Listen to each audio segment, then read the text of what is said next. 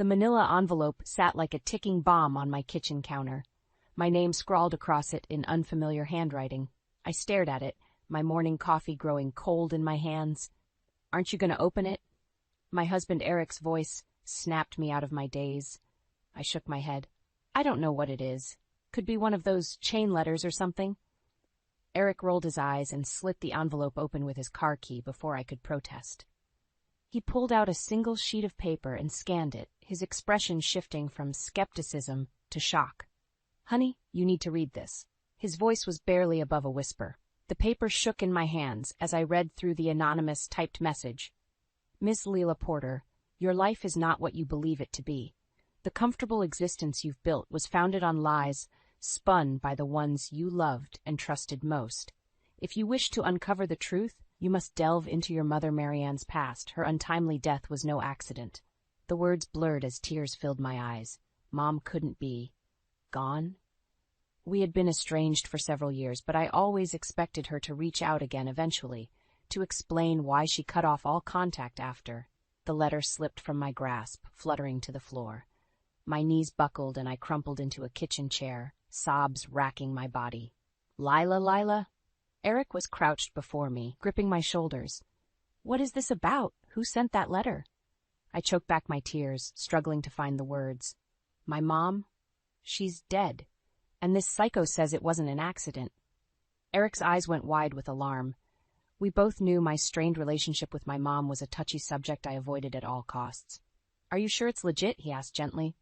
"Maybe it's just someone messing with you?" I shook my head vehemently. "No, it has to be real. I can feel it." My mom had enough skeletons in her closet to make a letter like this alarmingly plausible. Eric squeezed my hand. "Okay, let's not jump to conclusions just yet. We'll get to the bottom of this." The rest of the day passed in a blur. I called the Monmouth County Police repeatedly until an annoyed operator finally confirmed my mother had died 2 weeks prior in a house fire. The blunt way she relayed the information over the phone made it that much more gut-wrenching. By nightfall, I felt numb, empty, as if someone had carved out a piece of my soul, leaving a raw, gaping wound. I barely registered Eric heating up a frozen dinner and joining me on the couch with 2 glasses of wine. "I'm so sorry, honey," he murmured, wrapping an arm around me. His embrace was stifling rather than comforting. I pulled away, unable to process his pity. My mind raced with fragmented memories of Mom, the rare weekends she was allowed to take me to the shore after her bitter divorce from my dad. Her forced smiles as she introduced me to her new husband Patrick at our rundown apartment complex. The stream of disappointments and broken promises that eventually made me stop reaching out. Tears burned at my eyes again as one persistent thought echoed through my mind. I never truly knew my own mother. And now, thanks to this cruelly anonymous letter, I realized I may have missed my only chance to uncover her buried secrets. No, I couldn't accept that. If this letter spoke the truth, Mom's death wasn't the end. It was just the beginning of me finding the answers she never gave. I drained my wine glass and met Eric's concerned gaze with newfound determination blazing in my eyes. I need to find out what really happened to my mother, and I'm not going to stop until I uncover every last lie she was hiding. The next morning, I called in sick to Milburn High and arranged for a substitute teacher to cover my English classes. This search for the truth about my mother's life and death took priority over everything. After downing 3 cups of strong black coffee, I was buzzing with anxious energy. I pulled the tattered box of Mom's belongings out of the hall closet where it had sat gathering dust for years. The worn cardboard collapsed as I tore off the seal of packing tape, spilling its contents across the living room floor in a jumble. Rifling through the scattered items, a leather-bound journal caught my eye. Faded and warped from water damage, it nonetheless seemed to call to me with a sense of importance. This had to be the secret diary mentioned in the letter. My hands shook as I carefully opened the cover, bracing myself for whatever secrets Mom had committed to those pages. The first few entries were fairly banal, descriptions of her work at the daycare center, musings about her latest craft projects, scattered comments about missing her baby girl. Flipping ahead, the tone grew darker and more urgent. August 19th, Patrick's moods have swung again. He came home late from yet another business trip and started raging about money troubles. claims he's playing catch-up from being short on his latest investment. But we both know his risky business ventures are covering up something more nefarious. My breath caught in my throat as I continued reading. Over the next few weeks, Mom's journal entries painted Patrick, her second husband, as an utterly monstrous individual. Each page revealed more disturbing accusations: infidelity, illegal money laundering, physical abuse, and implied threats if Mom ever spoke up. By the time Eric arrived home from his IT job that evening, I sat amid the scattered wreckage of Mom's belongings, journal in hand and face streaked with tears. He pulled me into a crushing hug. "Lila, what's going on? Please talk to me." I handed him the journal without a word. I watched his expression morph from concern to outright horror as he absorbed Mom's words and gathered the depths of Patrick's depravity. "That bastard," Eric growled after finishing the last entry. "I knew your stepdad was shady, but nothing like this." "We have to go to the police," I said with a fierce determination. The secrets in that journal proved Mom's death was no accident. Patrick had to pay for his sins. Eric shook his head somberly. "There's no hard evidence, just your mom's writing. The cops won't take that seriously enough to move on Patrick." My shoulders sagged in defeat. He was right, of course. We needed more concrete proof. "Then we find it," I stated bluntly. "We hire a private investigator or something. I don't care if I have to burn through every penny of my savings to expose Patrick. He's not getting away with this." Eric opened his mouth to protest, but I cut him off with a stern glare. When he saw the intense fire burning behind my eyes, he simply nodded in resignation. That night, I scoured the internet for any private investigators or agencies that could aid my quest for the truth. An ad for a local Jersey firm called Granite 6 Solutions caught my eye. Their bold tagline, "No stones left unturned," resonated with my inner turmoil. I filled out their online contact form with trembling fingers. "Need to hire your services immediately. Suspect foul play regarding a recent house fire and death of a family member. Willing to pay top dollar for skilled investigator. Life depends on exposing the truth. Please contact at earliest convenience." After clicking send, an ominous sense of finality washed over me. There was no turning back now. I was forging a path toward justice for Mom, or outright vengeance against the man who destroyed her life. Only one of two outcomes would emerge. Either I would expose Patrick's vile transgressions and bring him to answer for his unforgivable crimes, or he would succeed in burying the full truth along with my mother's battered corpse. The latter was unacceptable. Tugging the quilt tighter around my shoulders, I clenched my jaw and settled in for a sleepless night. A war was about to begin, whether Patrick realized it yet or not, and I had no intention of showing mercy to the enemy. 2 days later, I stared apprehensively at the peeling green paint of the dilapidated house number 627. This run-down bungalow had been the address listed for Ray Porter in the private investigator's preliminary findings. My dad. A man I had willfully cut out of my life almost 2 decades ago. I gripped the steering wheel, my knuckles whitening. Could I really go through with this? Dredge up old family wounds and somehow convince Dad to divulge what he knew about Mom's death? Before I could overthink it, I killed the engine and strode up the cracked front walk, each step fueled by a burning determination. I had to see this through, for Mom's sake. A petite woman with salt and pepper curls answered my sharp rap at the door. Her warm smile dissolved into confusion as she took me in. "Can I help you, dear?" I'm looking for Ray Porter," I stammered. "This is his address, right?" Understanding flickered across her face. "Oh, you must be Lila. Come on in, honey." She ushered me inside, down a narrow hall to a small living room. Faded family photos covered nearly every inch of wall space. "Ray, look who's here," she called out. Heavy footsteps approached, and then he was there. My father. I'd recognize those same sorrowful green eyes anywhere, lined now with age but still sparkling with the same gentle spirit I remembered from childhood. "Lila?" He whispered my name like a prayer, drinking in every feature of my face as if I were a mirage that could disappear any second. I opened my mouth, but no sound came out. Tears burned in my eyes, blurring my vision of this once familiar man who was now an utter stranger. Ray's face crumpled, and he pulled me into a fierce embrace, clinging to me like a shipwreck victim grabbing a life preserver. I froze, utterly disoriented, before melting into his paternal warmth and dissolving into heaving sobs against his plaid flannel shoulder. We stayed locked like that for what felt like an eternity. All the resentment, anger, and ingrained betrayal I'd harbored for years toward my father crumbled to ashes in that moment. A dam of emotions I didn't even realize I had bottled up burst open with unstoppable force. Finally, Ray pulled back, his own eyes rimmed with tears. "Eva, can you give us a minute?" The woman, his new partner, I gathered, smiled kindly and gave my shoulder an affectionate squeeze as she exited to the kitchen. Ray steered me to a tattered plaid couch and handed me a box of tissues from the battered coffee table. "Tell me why you're here, Lila. Whatever the reason, I'm so grateful to see your face again." I dabbed at my eyes, struggling to find my voice. "It's about Mom." The words caught in my throat. Ray's expression shifted, a muscle tightening in his weathered jaw.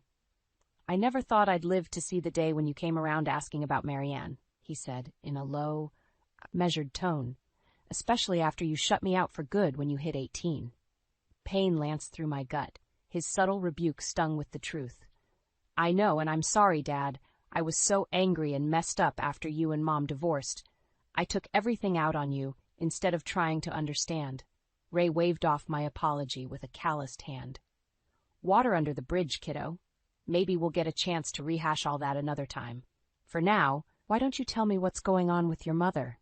I've got to admit I haven't heard a peep from her in years." My heart clenched as I realized he had no idea of the tragedy that befell Mom. A fresh wave of sorrow slammed into me as I choked out the words. "Dad, Mom died. A house fire, just a couple weeks ago. And I think there's reason to believe it wasn't an accident." Ray froze, the blood draining from his face as the weight of my revelation crashed over him. A low, keening sound of pure grief escaped his lips. "No," he whispered, burying his head in his hands. "After all these years, not like this." I instinctively reached out and grasped his shoulder, our roles reversing as I now provided strength and comfort to my shattered father. As his sobs echoed through the living room, I clenched my jaw, a renewed sense of purpose coursing through me. If exposing the truth about Mom's death brought this much pain to my kind-hearted father, then her killer deserved to suffer 1,000,000 times worse. And there was only one man who could possibly be responsible, Mom's husband, Patrick. It was time to make that snake pay for his unforgivable crimes, no matter what it took. After leaving Dad's place, my head spun with fragmented memories and newfound determination. He had filled in some of the gaps about his bitter split from Mom, confirming my suspicions that Patrick's controlling behavior played a major role in tearing my family apart. Though gutted by the news of Marianne's death, there was a flicker of hope in Ray's eyes when I vowed to make Patrick pay for any wrongdoing. As if part of him still clung to the belief that justice could be served after all these years. I couldn't let him down. Not again. My mistakes as a confused, resentful teenager had already cost me too much time with my father. This time, I would be the mature, take-charge woman Mom had raised me to be. When I pulled into our driveway, Eric was waiting on the porch, poring over a manila file. He looked up expectantly as I killed the engine. "You'll never guess who called me today." I arched an eyebrow. "Who?" "Nate Edwards, the private investigator from Granite 6 Solutions." My eyes widened. I had nearly forgotten reaching out to them after discovering Mom's disturbing journal entries. Eric rose and crossed the lawn, handing me the file. "Looks like the guy started digging already, even before we officially hired his firm. That's initiative, I guess." I flipped through the contents, pages of photocopied documents, phone records, even some grainy surveillance footage. Nate had managed to unearth a staggering amount about Patrick's personal life and business dealings, multiple banking transfers linked to offshore accounts in Belize, bank statements flagging numerous large cash withdrawals, damning evidence of Patrick's illicit money laundering and embezzlement schemes. "Son of a bitch," Eric breathed over my shoulder, scanning the paperwork with me. "Your scumbag stepfather has been laundering money for years. Probably got his hands in all sorts of organized crime rings." My stomach turned at the realization. I had suspected Patrick of indulging in shady business practices based on Mom's diary, but the sheer scope of his criminal activities was staggering. He had been building a veritable empire of corruption. And now, a prime target painted on his back for anyone he'd wronged along the way seeking revenge. I turned to Eric, a chilling sense of clarity washing over me. We need to hire this guy, Nate. If he's already digging this deep on his own, just imagine what he could uncover with full resources behind him. Eric nodded grimly. Consider it done. I'll make the call in the morning and get him on full retainer. Whatever it takes. The next day, the doorbell rang promptly at 9 a.m. It was like the private investigator could sense my desperation. I flung open the door to reveal a trim, sandy-haired man in his late 30s. His eyes were keen and assessing as he gave me a quick once-over. Lila Porter? His voice was a low baritone, laced with a subtle Jersey accent. Added, "And you must be Nate Edwards. Please come in." I led him to the living room where Eric already had a pot of coffee going. After we all settled in with our mugs, Nate pulled out his file and spread out the documents and photos on the coffee table. "First off, I need to express my deepest condolences about your mother, Mrs. Porter. Her death, well, based on my preliminary findings, it seems highly unlikely to have been an accident." He launched into a methodical recounting of his discoveries so far, Patrick's money trails, his likely involvement with local organized crime, even some security footage capturing him meeting with known mob enforcers behind a Henderson diner. Cold anger surged through me with every unforgivable revelation. "We have reason to believe the fire that killed your mother was a premeditated hit, ordered by one of your stepfather's associates to tie up loose ends," Nate stated grimly. White-hot rage seethed within me. I could practically smell the bitter tang of smoke, hear the crackle of insatiable flames devouring all traces of Mom. Eric squeezed my hand, pulling me back from that dark abyss of fury. I took a steadying breath and met Nate's gaze, my own eyes burning with resolve. "So, what's our next move?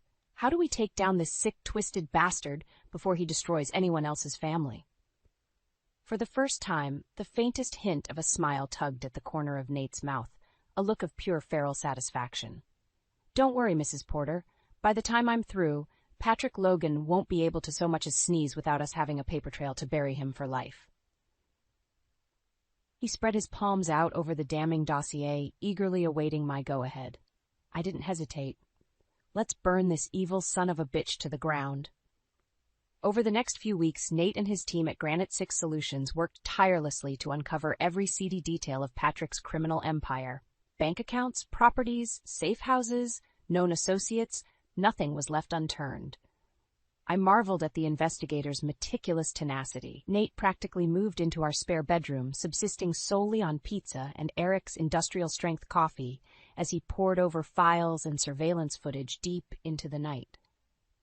Meanwhile, I channeled every ounce of my energy into putting on a mask of nonchalance around Patrick. A few times per week, I forced myself to endure his company at family dinners or gatherings, all while fighting the urge to go scorched earth and expose him as the venomous snake he truly was. One sunny Saturday in late April, Patrick insisted we all gather at his ostentatious McMansion in Westfield for an outdoor family barbecue. Code for him lording his wealth and status over everyone. When Eric and I arrived, trays of hamburger patties and hot dogs sizzled on an eye-wateringly expensive stainless steel grill that could feed an army battalion. Of course, Patrick had to spare no expense at displaying his money, even for the pettiest of events. "Lila! So good to see you, dear." Patrick released a noxious cloud of cigar smoke as he pulled me in for a loose, unwelcome embrace with his meaty arms. I struggled not to recoil from his thick musk of aged whiskey and hubris. Putting on my best media-trained smile, I extricated myself from his grasp. "It's great to see you too, Patrick. Your, mother would have loved a little shindig like this, you know." He flashed a toothy grin that didn't reach his dull gray eyes. "We should raise a glass in her honor." While Patrick busied himself pouring scotch from an obnoxiously ornate crystal decanter, I fought the urge to vomit. How dare he exploit Mom's memory like that, as if he hadn't just had her brutally murdered? I couldn't white-knuckle it much longer. The searing hatred brewing in my gut threatened to erupt with every pompous word that dribbled from Patrick's thin, deceptive lips. He passed around the tumblers of scotch, amber liquid sloshing carelessly onto the patio bricks. When he pressed one into my hand, I saw red. "Actually, you diabolical pig." The words escaped in a vicious snarl before I could rein them in. Patrick paused, the self-satisfied smile sliding off his puffy face as he registered my tone. "I'm sorry, what did you call me?" "You heard me, you twisted monster." My whole body trembled with pent-up rage. "I know what you did to my mother. I know about all your sick, criminal dealings." Patrick froze, the hand gripping his scotch glass twitching almost imperceptibly. For a fleeting second, the bravado cracked, and something akin to fear flickered across his bloated features. But he recovered quickly, squaring his shoulders in an attempt to regain control. "Now, Lila, I don't know what kind of insane ideas you've been getting, but I suggest you watch your tone when speaking to me." His nostrils flared as he tried to loom over me with his imposing stature. I was utterly unfazed. Having endured years of his menacing bravado toward my mother, I now saw Patrick for the sniveling coward he was underneath the expensive suits and blustering ego. "Yeah, that macho posturing may have worked on Mom, but it won't fly with me, slime ball." I jutted my chin out defiantly. "I'm going to take you down and make sure you rot behind bars for the rest of your pathetic life for what you did to her." Patrick's meaty face flushed a mottled crimson, his lips twisting into an ugly sneer. For a wild moment I thought he might lash out and strike me down where I stood. But then his gaze landed on something over my shoulder, and the blazing rage snuffed out in his eyes, replaced swiftly by a mask of false geniality. Well, I didn't realize we had more guests arriving." His tone dripped with forced joviality as he slapped on a plastic smile. "Come on over and join the party." My blood turned to ice in my veins as I whirled around. Striding across the immaculately landscaped lawn was Nate Edwards, flanked on either side by two grim-faced men whom I instantly pegged as federal agents from their rigid posture. Of course, Nate must have called for reinforcements from the FBI the second he detected my confrontation brewing. Patrick glowered at me for a split second before throwing back the contents of his scotch glass with a mirthless smirk. "Your boy toy's got some brass ones, I'll give him that." I didn't deign to respond, keeping my gaze locked on Nate. A stormy sense of vindication surged through me as the investigators moved in to slap the cuffs on my stepfather's wrists. The reign of terror was over. Patrick's karmic retribution had finally arrived. Justice would soon be served, one way or another. Outside Patrick's palatial home, federal agents swarmed like locusts while a local news van idled on the curb. Crimson lights flickered across the meticulously manicured shrubbery as the reporters jostled for position behind the police barricades. Inside the marbled foyer, Patrick strained against the handcuffs secured too tightly around his thick wrists. Rivulets of sweat streamed down his flushed face as he attempted to maintain some semblance of dignity. "You arrogant bitch!" His veneer of composure cracked as he rounded on me with rabid fury. "How dare you orchestrate this spectacle in my own home?" I remained stone-faced, secure in the knowledge that his bloated ego was about to receive the brutal comeuppance it deserved. "You have no one to blame but yourself, Patrick. This is merely the consequence of your decades of criminal atrocities finally catching up to you." He scoffed, shoulders heaving with rage. "As if any of your paltry allegations will stick, I'll have my legal team eviscerate this nice little storyline you've tried to fabricate." "Is that so?" Nate's low baritone cut through the tension like a scalpel. The private investigator stepped forward, brandishing a computer tablet loaded with video files and documents amassed over weeks of painstaking surveillance work. With a few deft taps, he pulled up grainy security footage of Patrick meeting with several known mob associates behind a seedy diner. The timestamp confirmed it was from earlier that same week. "Take a good look at this, Mr. Logan," Nate said, his voice dripping with cold malice. "This is just the tip of the iceberg in terms of the incriminating evidence my team has compiled." Patrick's veneer of bravado slipped further as he squinted at the screen, realization sinking in through his fury-induced haze. Sweat began beading on his brow as flashes of other recordings cycled past. Him delivering bricks of cash to hulking enforcers, illegally purchased firearms changing hands, even his hulking frame hunched in a sleazy motel room with a woman half his age who definitely wasn't his wife. "Son of a bitch." His gravelly muttering barely rose above a whisper. His shoulders slumped in resignation, as if all the hot air had finally escaped his overinflated ego. In that moment, I pitied him, this wretched, hollow shell of a human who had once held such fear and power over me, now rendered utterly powerless and pathetic in the face of his own vile misdeeds. The front doors burst open, and a whirlwind of law enforcement swarmed inside, spreading through the opulent marble corridors to begin hauling out boxes of evidence and seized property. Their meaty hands gripped everything from garish modern art pieces to hollowed-out books stuffed with stacks of illicit cash. Amid the chaos, one grizzled FBI agent marched up to Patrick and leaned in close, his nicotine-stained teeth gnashing as he spoke in a guttural snarl. "We've got enough on you to lock you away for multiple life sentences, sleazeball. Though from the looks of it, turning state's witness against your mob associates is the only way you'll avoid getting that big gut of yours ventilated on some prison yard." Patrick's Adam's apple bobbed as a shudder rippled through him. "Tell us everything you know," the agent pressed with a menacing glare. "Starting with what happened to the wife's remains after the arson job." "My mother's remains?" An icy chill gripped my heart before molten rage returned to scorch my veins. So the depravity knew no bounds with this degenerate scum. He had taken Mom from this world in an agonizing inferno, and then desecrated what was left of her mortal shell. I clung to Eric's arm, unable to trust my knees to support my weight against the crushing gravity of this fresh horror. Hot, furious tears blurred my vision as Patrick opened his mouth to begin confessing his unthinkable sins. A part of me knew I should turn away, spare myself from ingesting any more malignant, soul-shriveling revelations about the man I had inexplicably once called family. Let the lawman handle extracting every last filthy detail.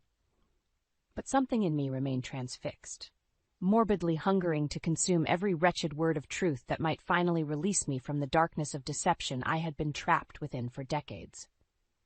So I watched Patrick's inflated mask of virility wither away to expose the quivering larva beneath. And I drank in the delicious beauty of his unraveling demise with an almost rapturous sense of cathartic release. At long last, true justice was being served. In the days following Patrick's arrest, I felt unmoored, untethered from any sense of certainty or equilibrium. While his confession to the FBI brought some twisted form of closure about Mom's fate, it also unleashed a torrent of fresh trauma to process. How could one man's reprehensible existence have inflicted such a gravitational pull of agony on my family? First tanking my parents' marriage, then robbing me of any real relationship with Mom in her final years, and finally orchestrating her agonizing demise purely to sever any loose ends that could implicate his criminal empire. Most nights, I barely slept. Visions of Mom engulfed in scorching flames invaded my subconscious, mingling with the horrific knowledge of what became of her remains. No child should ever have to visualize such waking nightmares about their parents' last agonizing moments. Eric tried valiantly to be my anchor during those dark days, but I still felt myself drifting unmoored across a vast void of emptiness. Only the prospect of ensuring Patrick's final, ultimate downfall gave me any sense of purpose to cling to. That pivotal moment arrived a few weeks later in a drab federal courthouse in Newark. I sat in the gallery wearing a crisp black pantsuit, my features carved from stone as Patrick shuffled into the courtroom, shackled at the wrists and ankles. Even that hideous burnt-orange prison jumpsuit failed to diminish the malignant aura of ego and menace that radiated from his pores. As our eyes met across the courtroom, his lips twisted into a sneer of pure malice. "You'll get yours, you meddlesome little." His guttural threat was drowned out by the bailiff's barked warning. I didn't flinch. Whatever venom Patrick hoped to unleash could never eclipse the suffering he had put me through. The opening volley of his sentencing hearing unleashed a blistering fusillade of charges: money laundering, embezzlement, racketeering, drug trafficking, illicit weapons distribution. The list stretched on unending. With each new lurid criminal count, Patrick seemed to shrink into himself, the arrogant bluster chipped away by the implacable weight of his irredeemable transgressions. Finally, the fatal blow was delivered. "Furthermore, you are charged with capital murder in the first degree for orchestrating the arson and death by immolation of your wife, Marianne Porter." A guttural cry escaped Patrick's lips before he could stifle it. He slumped forward, straining against his shackles as great heaving sobs racked his hulking frame. In an instant, the formidable veneer of the ruthless crime boss evaporated, leaving behind nothing but a wretched, broken shell of a man desecrating what shred of dignity he had left. I watched with no semblance of pity as the living embodiment of all my childhood trauma melted into a quivering puddle of remorse and cowardice before my very eyes. Eric slipped an arm around my shoulders, but I shook it off, leaning forward to drink in every agonizing second of Patrick's downfall. By the time the laundry list of charges concluded, we had moved into the sentencing phase. Patrick seemed to shrink further with each damning recommendation from the cold-eyed federal prosecutor. In light of the staggering breadth and depravity of the defendant's crimes, from this court's estimation, he constitutes an ongoing sociopathic menace to society without any realistic path towards rehabilitation. I tuned out the precise verbiage of the prosecutor's acidic dressing down of Patrick's biohazardous humanity, simply letting the torrent of venom wash over me. This was Patrick's penance finally being delivered. A life arithmetic sentence of suffering to counterbalance every second of torment his litany of evil had inflicted upon our family. Given the manifest hopelessness of his soul, this court can discern no motivation for leniency regarding the maximum possible prison term. As the gavel thundered down with a boom of finality, sealing Patrick's fate, I let out the breath I didn't realize I had been holding. It was over. Really, truly over. Eric gently squeezed my hand, concern flickering across his features. "Are you all right?" I didn't have the words to convey the complex riptide of emotions crashing through my being. So instead, I simply nodded and locked my gaze on Patrick's withered, sobbing frame being dragged away by the bailiffs. Staring into those dead, broken eyes, I knew Mom's spirit could finally rest in peace. And maybe eventually, mine could too. At long last, the karma had restored balance to our fractured world. In the aftermath of Patrick's sentencing, an unfamiliar sense of hollowness consumed me. For months, my singular driving force had been seeking justice and vengeance for my mother's demise. Now that it was secured, what was left? I supposed part of me naively expected to feel a profound sense of catharsis once her killer's fate was sealed. Like an anvil of emotional baggage would miraculously be lifted off my shoulders, freeing me to move forward unencumbered into a new chapter of life. Yet if anything, the great void left over felt more oppressive than the weight of the trauma itself. Achieving the vengeance did not magically fill the crevasse left by Mom's permanent absence. No punishment could ever make up for her being robbed from this world far too soon. In those first few weeks of unmoored purgatory, Dad became my lifeline. Eric encouraged me to lean on him as I slowly put the pieces back together. I started joining Dad and Eva for their weekly Sunday dinners, a ritual Mom used to cherish before everything went to hell. At first, my heart ached with every familiar home-cooked dish laid out on their battered kitchen table. Glazed ham, sweet potato casserole, all of Mom's well-worn family recipes. Smells that instantly transported me back to a simpler, happier time. Dad would squeeze my hand, his green eyes glistening with warmth and empathy as we made our way through those early, gut-wrenching meals. He recognized all the tangled layers of anguish I was wading through. Losing Mom completely, finally learning the truth about her fate, then having to process the sweet relief of justice achieved in confronting her killer. Gradually, as winter melted into spring, the rawness of those losses gave way to a quiet acceptance. I found solace in reconnecting with Dad and the family-centric traditions Mom had so valued, watching him and Eva bicker playfully over setting the table or swapping inside jokes about grandkids. I glimpsed flashes of the grounded, joyful domesticity that could still exist even in the wake of life's calamities. And for the first time it occurred to me that Mom, in her eternal, spiritual form, wouldn't want me and Dad stagnating in grief or dwelling on past traumas. She'd want us to keep living fully with open hearts, surrounding ourselves with those small rituals and loved ones that nourished the soul. One crisp April evening, following a jovial family game night, Eva hugged me tightly as we said our goodbyes. "I'm so glad you've been coming around more often, Lila. Your mom would be overjoyed to see you and your dad reconnecting like this."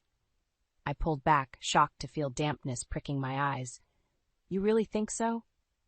"Oh, honey?" Eva cupped my cheek, her twinkling eyes shining with compassion. The most important people in our lives never truly leave us, as long as we keep honoring their memory through the way we live. Your mama's strength and resilience flows through you in such a powerful way. Those simple words were profoundly validating. For so long, the gaping void left over from Mom's death had felt unconquerable. Like a pitch-black cosmic abyss, I was destined to remain trapped inside indefinitely. But reframing her spirit into something alive and eternal that lived on through my actions, that shifted my entire perspective. Over the ensuing weeks, that subtle reframing helped catalyze an inner metamorphosis. The all-consuming thirst for vengeance cooled into a state of serene acceptance. While what happened to Mom was unforgivable, letting it consume me any longer would be an insult to the vibrant way she lived. So I channeled that newfound inner strength Mom embodied into my own life with a revitalized sense of purpose. I doubled down on my teaching career, aiming to become an inspirational mentor like the ones who had nurtured ME during those turbulent high school years. And when I wasn't shaping young minds, I simply tried to soak in each rich moment surrounded by the people who gave me strength.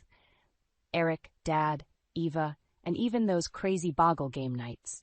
Months turned into years, yet that internal ember stayed stoked, fueling me onward. I'd occasionally catch glimpses of Patrick's wretched existence rotting behind bars on the news, but it triggered none of the usual rage or darkness within me. Just a placid sense of equilibrium, karma restoring balance to the universe. That void Mom's death left behind would never be filled in completely, of course. But I came to embrace the hollowed space as a profound reminder of how precious life remains for those of us still present and thriving. Her light may have been prematurely extinguished, but it endured in both my soul and actions daily. So while a piece of my heart would eternally remain cradled in sorrow over losing her, the rest of it steadily rebounded, open and hungry to fill with as much hard-won joy and purpose as this wild journey could muster. It's what Mom would have wanted, and that became the sustaining force helping me persevere one day at a time.